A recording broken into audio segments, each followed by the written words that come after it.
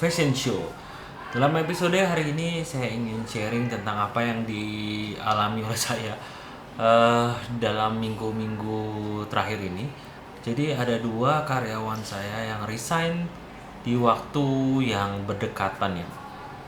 Dan satunya salah satu tim kreatif saya, satunya lagi adalah CS saya. Dua-duanya merupakan ya, orang yang penting juga ya dalam komponen dalam bisnis ya.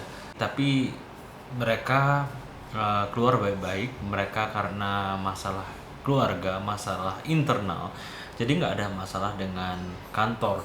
Justru pada saat terakhir untuk saya tanyakan, sebenarnya mereka nggak ada masalah di kantor. Ini karena masalah keluarga dan ada urusan yang harus mereka mengharuskan mereka untuk resign karena nggak ada choice ya. Jadi dari sana justru mereka juga berterima kasih kepada saya karena telah membimbing, membantu mereka untuk bisa mengasah kembali skill mereka, potensi mereka selama mereka bekerja di sini. Dan itu menurut saya suatu hal yang membuat saya merasa oke, berarti I'm doing the right things karena permasalahannya tidak ada di kantor saya, melainkan urusan internal, dan mereka bahkan berterima kasih. Namun karena begitu mendadak, jadi ya saya agak kaget aja gitu loh. Karena kan mencari penggantinya itu kan nggak seinstan itu. Bisa aja sih saya ngasal, cuma kan nanti saya nggak tahu gitu kan dapetnya orang yang seperti apa. Bijaknya guys ya, memang banyak orang di company-company lain itu biasanya setiap ada orang yang mau resign, biasanya dikasih jarak waktu 1 bulan atau sampai ada penggantinya. Jadi begitu kita menemukan penggantinya, maka harus ada masa transisi. Masa transisi itu dimana dia menghandover all the job yang dia lakukan. Dia menghandover kerjaan-kerjaan atau tugas-tugasnya dia pada orang yang baru sampai dia bisa baru mereka boleh resign. Tapi apa daya, misalnya kalau memang ini adalah sesuatu yang urgent dalam suatu masalah dalam internal keluarganya, sesuatu yang urgent, maka kita nggak punya kuasa. Saya juga nggak mau menahan-nahan orang terlalu lama. Buat apa? Karena dia ada hal yang dia pikirkan. Menurut saya fokusnya pun berkurang karena dia harus memikirkan hal-hal yang ada di rumahnya ya, masalah-masalah keluarganya ya. Jadi saya nggak ingin nahan lama-lama. Nah, ini tips saja bagi Anda selaku pemilik pebisnis fashion atau bisnis-bisnis lainnya. Saya yakin ini juga akan terjadi kepada Anda karena ya kita nggak bisa kontrol orang lain. Ingat tuh, kita nggak akan bisa kontrol kita punya tim, kita nggak akan bisa memaksa mereka harus stay sama kita, harus loyal sama kita. Yang kita bisa lakukan, kita bisa lakukan. Kita yang bisa kita kontrol, kita kontrol. Kita sebisa mungkin sebagai pemilik bisnis, buatlah bisnis kita ini nyaman. Kalau saya kebetulan sistemnya kekeluargaan, jadi saya masih in touch sama mereka, dan saya harap dengan cara begitu juga bisa membuat mereka nyaman dan juga suasana lingkungan yang saya bangun untuk secara positif. Kita hanya bisa berbuat seperti itu ya guys ya, dan hal yang kita bisa kontrol ya kita lakukan. Tapi di luar hal itu, hal yang kita tidak bisa kontrol kayak masalah keluarganya mereka, ya udah saya berpasrah gitu, mau diapain lagi ya. Saya mau coba tahan ya, kalau emang nggak bisa karena nggak ada choice lainnya, ya sudah, mau ngomong apa.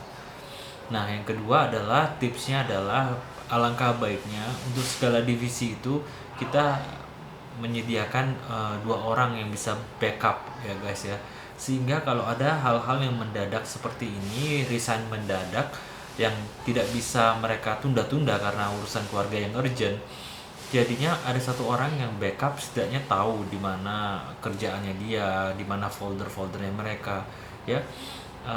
Memang saya tahu kalau kita mempunyai 2 karyawan dalam satu divisi, mungkin bagi kita pelaku UMKM misalnya masih agak berat ya.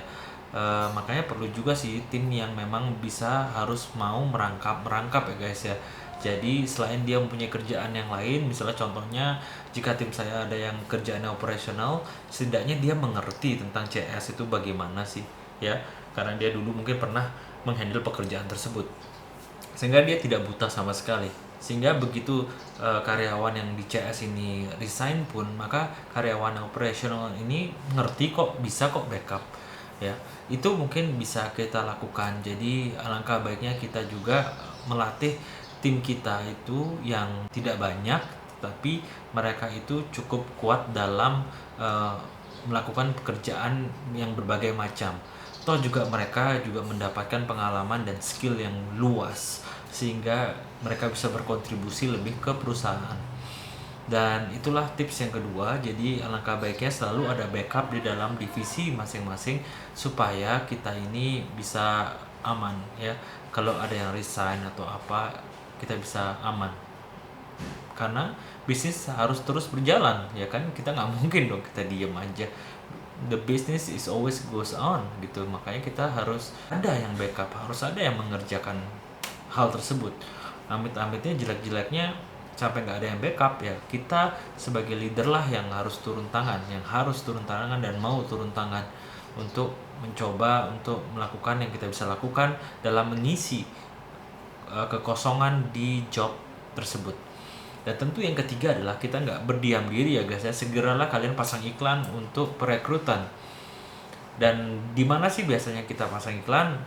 Kalau saya pribadi, saya biasanya suka di media sosial di mana memang itu terdapat lowongan-lowongan. Kalau kita bisa lihat ada akun-akun yang tentang lowongan pekerjaan, kita bisa memulai dari sana. Ya, selain itu bisa di website, bisa di koran, bisa di radio, tergantung pekerjaannya apa. Kalau kalian mencari kayak CS, yang saya kira banyaknya harusnya yang anak muda ya, karena yang biar semangat, biar apa ya, kita carilah di sosial media. Kalau kalau mencari seperti saya penjahit gitu ya, belum tentu mereka itu main di dunia sosial media, bisa aja mereka tuh lebih cenderung untuk mendengarkan radio. Jadi kayak gitulah caranya guys, kita harus mencoba segala hal agar kita bisa merekrut orang yang tepat dan secepat mungkin, karena karyawan kita udah resign ya, kita harus cepat untuk gantinya. Belum lagi kita training, belum lagi kita lihat sebenarnya orang ini bisa kerja atau enggak. Karena sepengalaman saya ya, CV-CV yang begitu bagus, pengalaman lengkap dan segala macam belum menjanjikan bahwa orang itu bisa kerja atau enggak. Kita harus benar-benar lihat, kita harus benar-benar evaluasi pada saat mereka bekerja. Beneran nggak mereka tuh serius, beneran nggak mereka itu rajin, disiplin, beneran nggak mereka itu kerja dengan baik, atau beneran nggak mereka itu bisa berpartisipasi banyak dan juga berinisiatif dan juga punya ide-ide yang baru, yang fresh, yang bisa mereka bawa ke perusahaan ini. Itu kan harus dites dengan berjalannya waktu, nggak bisa 1 hari 2 hari aja ya guys ya. Terutama apalagi kita ngelihat attitude-nya. Semua orang pada saat interview attitude-nya oke gitu ya, tapi ya kita lihat lagi pada saat bekerja, begitu ada tantangan, begitu ada problem, lihat reaksinya dia ya, gimana dia dalam menghandle sebuah problem, apakah dia bisa menghandle dengan baik atau tidak. Nah, itulah 3 tips yang saya bisa bagikan. Apabila kalian mengalami hal yang sama seperti saya, tiba-tiba 2 karyawan resign di saat bersamaan atau di waktu yang berdekatan karena alasan internal mereka, dan kalian harus bergerak cepat.